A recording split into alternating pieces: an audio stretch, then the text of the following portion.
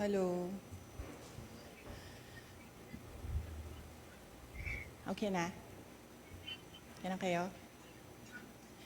Assalamualaikum, madayaw, maayong adlaw, kaninyong tanan. Magandang araw sa inyo lahat. Ang edukasyon, ang sandigan ng bawat nangangarap. Education is the key to success, not only of individual aspirations, but of an entire nation.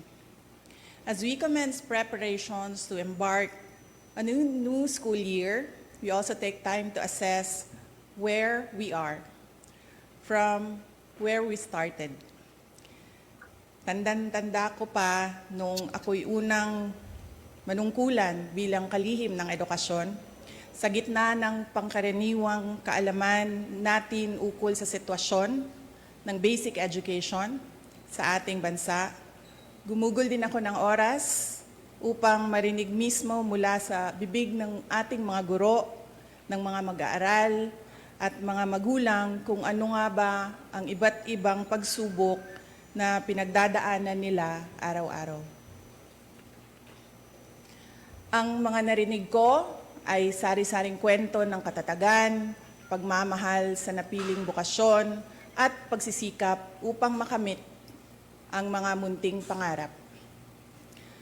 Ang matatag agenda is not a mere campaign. Rather, it encapsulates and defines what Philippine education, along with its approximately 28 million learners and almost 1 million teachers, already embodies. It is resilient. Our children are the children of heroes. They deserve no less than an education system that can fully unleash true potential and effectively mold them into vital contributors for nation building. As I speak before you today, I speak of the road we have traveled thus far. 2 years since we accepted the gargantuan task of heading the basic education sector, we have taken big steps towards institutional reforms through the improvement of our curriculum, the acceleration of basic education infrastructure and facilities, the promotion of learners' safety and well-being, and the provision of much-needed support for teacher quality and welfare. In the last 24 months, DepEd has launched a new curriculum for kindergarten to grade 10. As we open our schools on July 29, we highly anticipate its nationwide implementation. Our curriculum, however, is a mere scrap of paper without the necessary resources for its effective delivery. In order to provide resources such as textbooks, supplemental reading materials, as well as learning tools and equipment, we took strides to improve the procurement process within the department. By the first half of the year, we are on track to complete our textbook procurement as well as the purchase of e-learning cards. The fact of fiscal restrictions and inadequate resources is known to all. Therefore, DepEd has had to innovate in the provision of basic education facilities. Alongside building new classrooms, we tapped into digital infrastructure in order to address the congestion and avoid learning disruptions during times of calamity.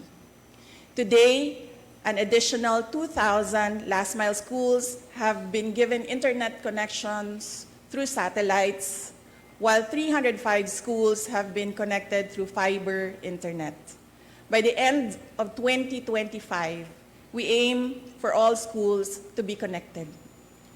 With the emergence of technology and social media, our learners also face new and emerging challenges. Hindi biro ang maging mag-aaral sa panahong ito. In order to provide a safe and conducive learning environment for our learners, we have launched a centralized reporting system through the Learners' Rights and Protection Office. By providing a hotline, we remind each learner that they are never alone. We continue to provide awareness and work with partner agencies to shield our learners and teachers from all forms of abuse, illegal drugs, terrorism, insurgency, and all forms of criminal activities. In our thrust to promote inclusivity, we continue to strengthen the alternative learning system and our special needs education. No child should be left behind. Teachers are truly the cornerstone of any education system. We have worked tirelessly to address your concerns through the National Educators Academy. We have provided avenues for teacher training and professional development. We have provided personal accident insurance to assist our teachers when they need it most. We have removed all administrative tasks to unburden our teachers, to bring them back to the classroom, and to allow them to focus on teaching. We have also given our teachers their much needed rest, a 30-day, no mandatory or voluntary tasks break, which they are currently enjoying as we speak. I did not do this alone, nor do I claim to have done so. I would like to take this moment to express my profound gratitude to those who took part in this journey. To our partner agencies in the national government, thank you for your commitment towards a whole-of-government approach for basic education. To our local government units, thank you for keeping education and the youth as priority projects year in and year out. To our private sector partners, whether foreign or domestic, thank you for your resolve as education champions. To my DepEd family, Execom, Mancom, Central, Regional, Division, and school officials, teachers, and non-teaching personnel, thank you for your unwavering support, hard work, and dedication to serve the Filipino people. Mabuhay kayo.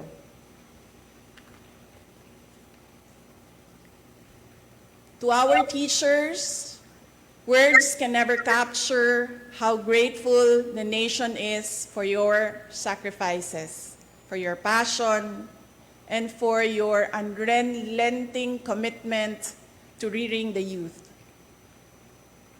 Salamat sa suporta, salamat sa pagiging matatag. The nation will forever be in your debts. Sa 2 taon nating pagsasama, ang kwentong nabuo natin ay kwento ng kapit-bisig na pagtaguyod sa adhikaing maitatag ang isang bansang makabata at batang makabansa. Ngunit anumang kwento, kahit gaano kaganda, ay sadyang nagtatapos rin.